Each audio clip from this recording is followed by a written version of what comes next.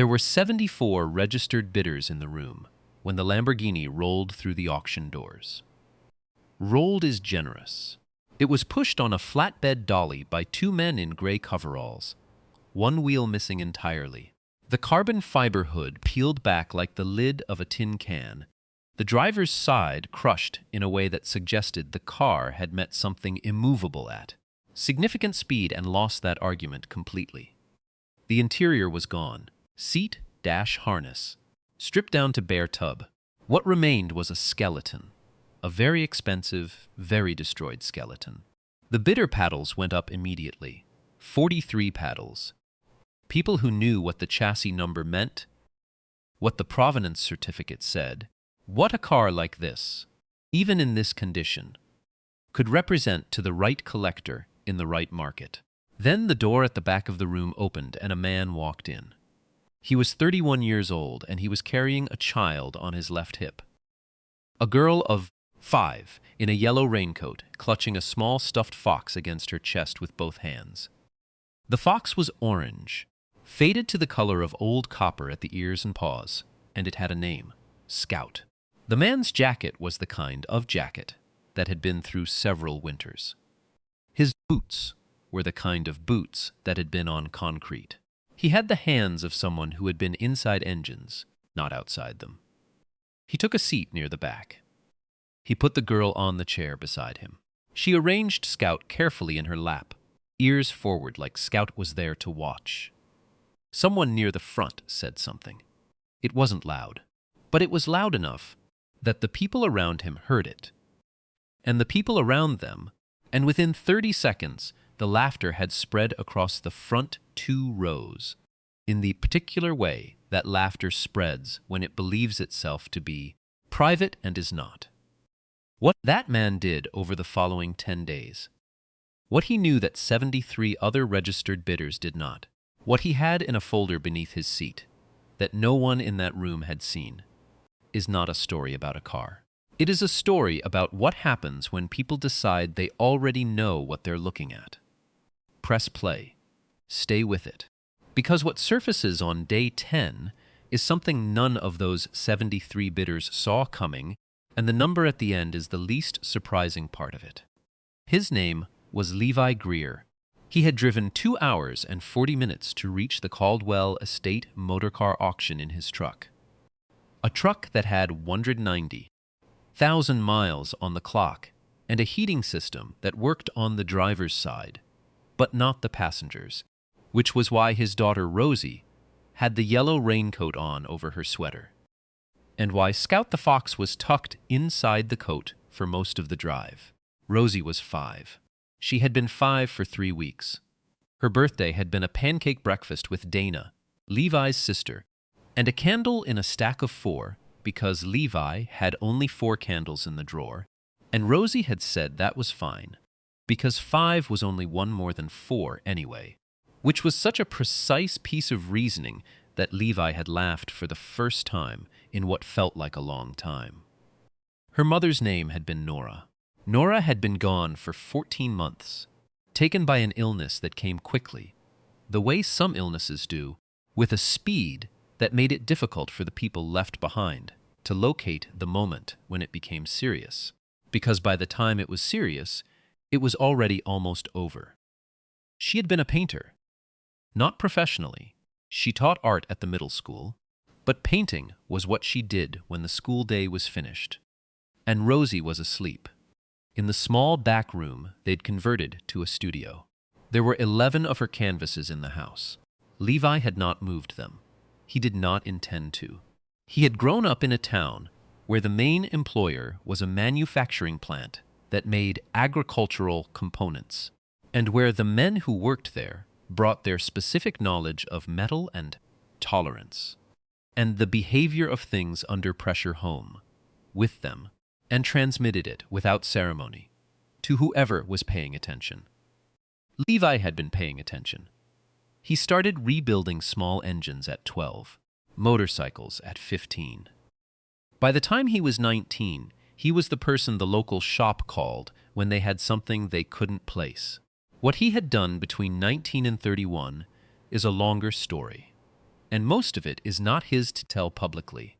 What matters here is that for 4 of those years he had worked in a specialist division he is not at liberty to name, doing work on high-performance vehicle platforms that required a particular combination of mechanical knowledge, materials understanding, and the kind of discretion that stays with you after the job ends. He had left when Nora got sick. He had not gone back. What he did now, in the converted garage behind the house he rented on the east side of the city, was restoration work. Specialty vehicles, usually Italian, occasionally British. He worked alone. He had 2 clients who had been with him for 6 years and who sent him things they trusted no one else with. He charged fairly and he worked slowly, because slowly was how the work was done right. He was not a wealthy man. He was an exact man. There is a difference, and most people who confuse the two have never needed to understand it. The folder under his seat at the Caldwell auction contained 4 documents.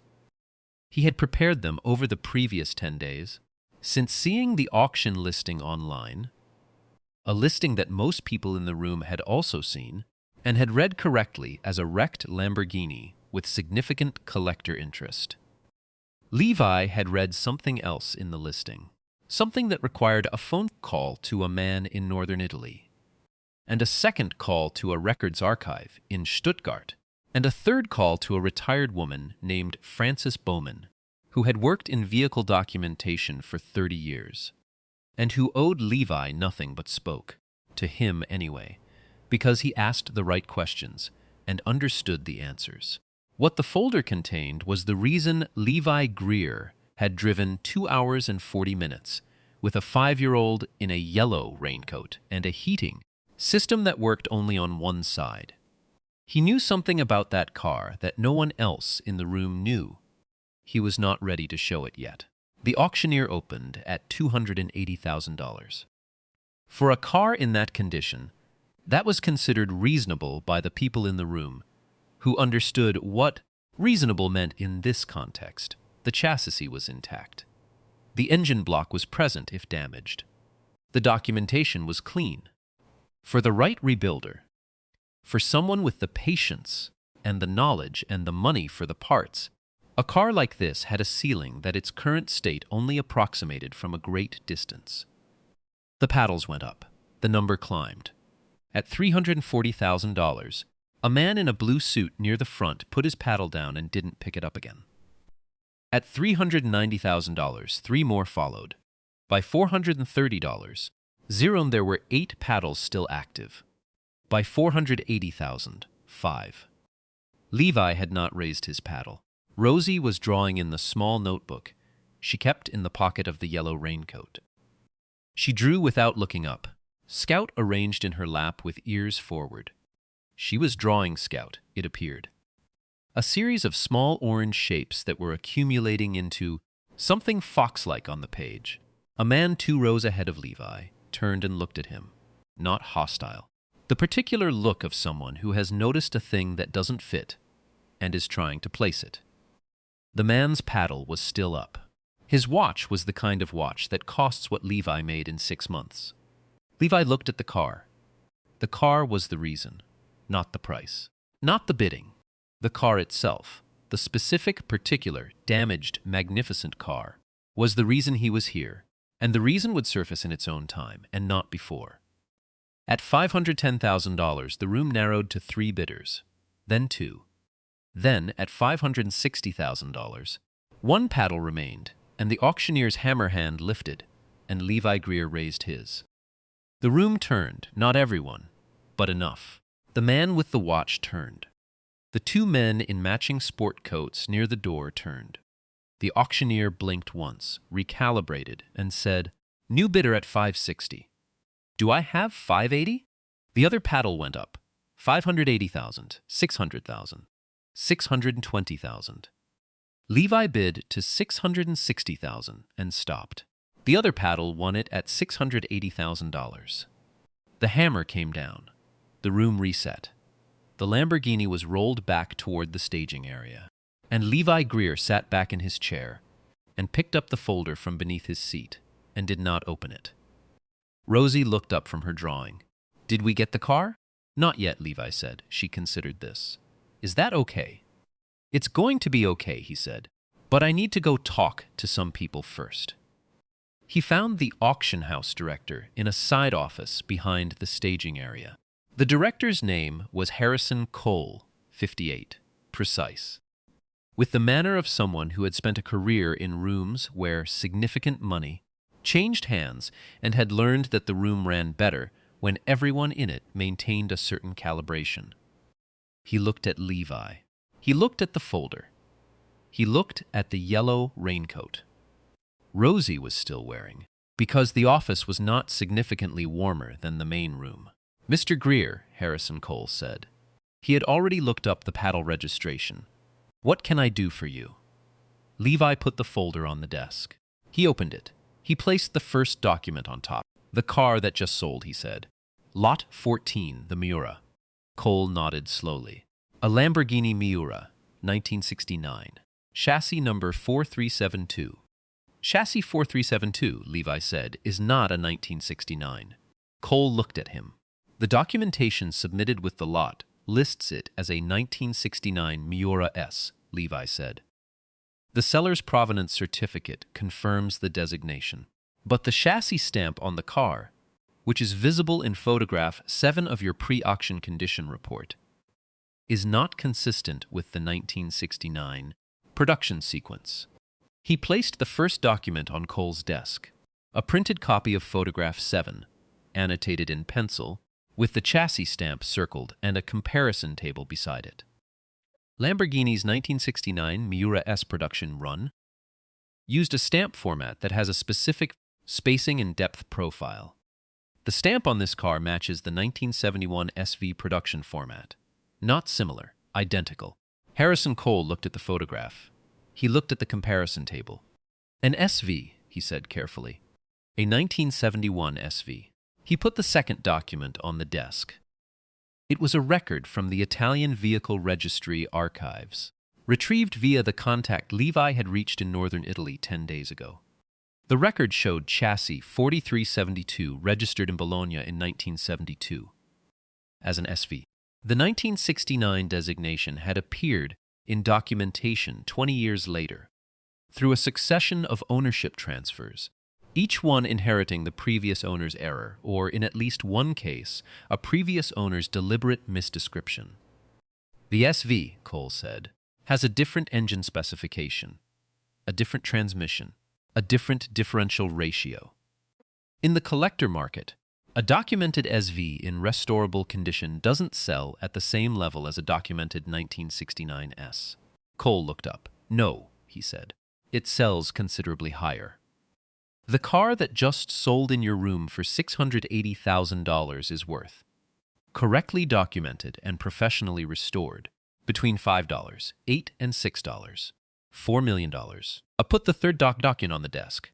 A printed valuation comparison from the last 3 SV sales at major European houses. The buyer paid $680,000 because nobody in the room knew what they were looking at." Cole sat back. He was quiet. Not the quiet of a man stalling. The quiet of a man understanding the shape of what has just been placed in front of him. "Including us," he said. "Including the seller, in all likelihood," Levi said. "This isn't fraud. It's a very old mistake that traveled through a chain of ownership. But it's a material error in the lot documentation, and it changes the transaction significantly." Cole looked at Rosie. She had found a pen on the corner of his desk and was adding details to Scout's ears in her notebook. Scout was on the desk now, sitting beside the pen holder, facing Cole with the authority of a stuffed animal who has been in many difficult rooms and remained calm throughout. Cole looked back at Levi. "What are you asking for, Mr. Greer?" Levi said, "I'm asking for the sale to be unwound, for the lot to be relisted with correct documentation, and for the opportunity to bid on it as what it actually is." Cole said, "And if I ask why you're telling me this instead of walking away and letting the buyer figure it out on his own?" Levi said, "Because the buyer will figure it out on his own. In about 4 months, when he takes it to a restorer who knows what he's looking at. And when he does, the question of who knew and when and what they said will involve your house in a way that won't be good for your house. He paused, and because it's not right. He said the last part the same way he said the first part. The same flat, even tone. Not as an appeal, as a statement of something that was true, regardless of what else was true. Harrison Cole looked at him for a long moment. Then he picked up the phone on his desk. What followed took 4 days. The auction house reached the winning bidder, a collector based in Geneva named Alexei Hartmann, who had in fact already emailed his restoration contact in Munich that same evening, flagging certain inconsistencies he had noticed post-auction and asking for an urgent review. When Cole called him, Hartmann was, by all accounts, relieved. The transaction was unwound by mutual agreement. No litigation, no acrimony. Hartmann received his $680, zero back, and a formal apology from the house. The seller, a trust administrator in Birmingham, who had inherited the car from an estate with no automotive expertise, was informed of the correct vehicle identification. She wept on the phone, Harrison Cole's assistant reported, for about 40 seconds, and then said, very clearly, that she would like the car relisted immediately. The provenance documents were corrected by Francis Bowman, the retired documentation specialist, working from the original registry records. She produced a clean chain of title, a formal SV designation certificate, and a 3-page history of the vehicle's ownership that, to anyone who knew what they were reading, told the story of a remarkable car that had been mistaken for a slightly less remarkable car for the better part of 3 decades. On the 4th day, Harrison Cole called Levi. "We're listing it next Thursday," Cole said. "Correct documentation. Featured lot. International buyer outreach." A pause. "We're offering you a right of first refusal at the opening bid as a courtesy for what you did." "Here, that's not a standard offer," Levi said. "I appreciate that." "What you did," Cole said, "cost you the car at $680,000. I want to be honest about that." "I know," Levi said. "Do you have enough to bid on it at its correct value?" Levi was quiet for a moment. Then he said, "I have a phone call to make." The phone call was to a man named Edmund Walsh. Edmund Walsh was 73 years old and had spent 40 years in vehicle acquisition for a family collection that had, at its peak, contained 37 significant automobiles and currently contained 24, the reduction being the result of careful curation rather than financial pressure. He lived outside Edinburgh. He kept the same hours he always had, which meant Levi reached him at 6 in the morning, Edinburgh time, and he answered on the second ring. Levi and Edmund Walsh had met 7 years ago, when Levi had restored a 1962 Ferrari 250 GT that Walsh had acquired in deeply uncertain condition, and that had emerged from Levi's garage 11 months later in a state that Walsh described, in a letter he sent after, as the finest mechanical work I have encountered in 4 decades of collecting. It was the kind of letter that opens doors, and Walsh had meant it that way. Levi told him about the Miura SV. Walsh was quiet during the explanation, not the quiet of a man distracted, the quiet of a man absorbing information with the full attention of someone who understands exactly what is being described. When Levi finished, Walsh said, "And you want to broker the acquisition?" "I want to do the restoration," Levi said. "The acquisition is yours if you want it. On commission, a fair one." Another silence. Then Walsh said, "Who else knows about this listing?" "It goes public Thursday. You have until then." Walsh said, "Send me the documentation." Levi sent it. Walsh called back in 40 minutes. He said, "I want the car." The relisting was not quiet. Harrison Cole's team had done their work. The correct identification of a 1971 Lamborghini Miura SV, one of only 150 produced, with documented provenance, in restorable condition, drew registered interest from 9 countries in the 4 days before the auction. Collectors who had not heard of the Caldwell house before heard of it now. On Thursday morning, Levi drove back to the auction house. 2 hours and 40 minutes. Same road, same truck, same heating situation. Rosie was in the yellow raincoat. Scout was in the inside pocket. The room was different. Not physically. Same hall, same chairs, same dolly rolling the car through the same doors. But the energy was different in the way that rooms are different when everyone in them understands the weight of what is about to happen. There were 91 registered bidders. The Miura SV, correctly documented, was the first lot. Levi sat in the same seat near the back. He put nothing under his chair this time. His hands were in his lap. Rosie looked at the car as it came through the doors. She had seen it once before, on the day it sold for $680,000, and then didn't. She looked at it the way she sometimes looked at things she was drawing, with a stillness that suggested she was seeing its shape and not its surface. "It's beautiful," she said, "even broken." Levi looked at the car. "Yeah," he said, "it is." The bidding opened at $2 million. Edmund Walsh's representative, a composed woman named Liesel, who had flown in from Edinburgh that morning, was in the third row, paddle in hand, with the economy of motion that experienced bidders develop. Minimal movement, maximum legibility. The room was alive, in a way the previous auction had not been. These were not the same bidders. These were people who had made calls and done research and flown in or dialed in or sent representatives, because what was on the floor was not a wrecked Lamborghini. It was a 1971 Miura SV with a documented history and a compelling story of rediscovery. And in the collector market, stories of rediscovery carry weight that straightforward transactions do not. The number climbed. 1. $6 million. $2. $1 million. $2. $8 million. At threes. $4 million. The room narrowed to 4 bidders, then 3, then 2. Liesel and a phone bidder who had been on the line since the opening. At 5. $9 million. The phone bidder paused. At $6. $1 million. Liesel's paddle went up one final time. The phone bidder did not respond. The hammer came down. $6. $1 million.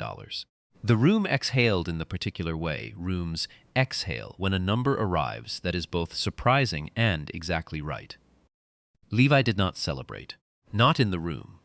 He sat for a moment after the hammer, with Rosie pressed against his side, Scout now out of the coat and in her arms, and he looked at the car for the last time as a transaction and the first time as a project. Because that was what came next. Walsh had already confirmed the car was coming to Levi's garage. The restoration timeline was 18 months minimum. He would do it the only way he knew how. Slowly, exactly right. Harrison Cole found him in the corridor after. He put out his hand. Levi took it. Cole said, "I owe you an apology that I haven't made yet." Levi said, "You don't." "I do," Cole said. "When you walked in here with your daughter, I made assumptions. The whole room did. I saw your jacket and your boots, and I thought." He stopped. He started again. "I thought I knew what I was looking at." Levi said, "So did everyone." "That's not a defense," Cole said. "For me, standing where I stood, I should have known better." Levi looked at him. He said, "You do now." It was not a dismissal. It was not a closing. It was simply what was true. Cole nodded. He looked at Rosie, who was in the middle of a sustained explanation to Scout about what an auction was and why numbers went up instead of down. Cole watched her for a moment. He said, "She's going to be something. She already is," Levi said. Dana called him that night. She had heard from Edmund Walsh's assistant, who had reached out through the commission paperwork, and she had done the arithmetic and called her brother, because the arithmetic was not arithmetic she had expected to be doing. "Levy," she said, "that commission, I know." That's I know. A silence, then. "What are you going to do with it?" He was in the garage. The lights were on over his main bench. There was a 1968 Alfa Romeo in the near bay that had been waiting patiently for 3 months and was about to stop waiting. He had Rosie's drawing on the wall above the bench, the one she had done during the first auction, the series of small orange shapes that had become Scout on the page. She had given it to him when they got home that day. He had pinned it up with 4 push pins, one at each corner. "I'm going to fix the passenger side heat in the truck," he said. Dana laughed. Then she said quietly, Nora would have loved this story. He was quiet. Not the quiet of someone avoiding something. The quiet of someone holding something that was too large for easy handling and choosing for a moment not to put it down. "Yeah," he said. "She would have painted it." He looked at the Alpha. He thought about the SV coming in 18 months. He thought about Rosie asleep upstairs with Scout in the crook of her arm, the faded copper ears, the worn nose, the authority of a stuffed animal who goes where she goes without complaint. He picked up his work light. He moved it into position over the Alpha's engine bay. He started to look.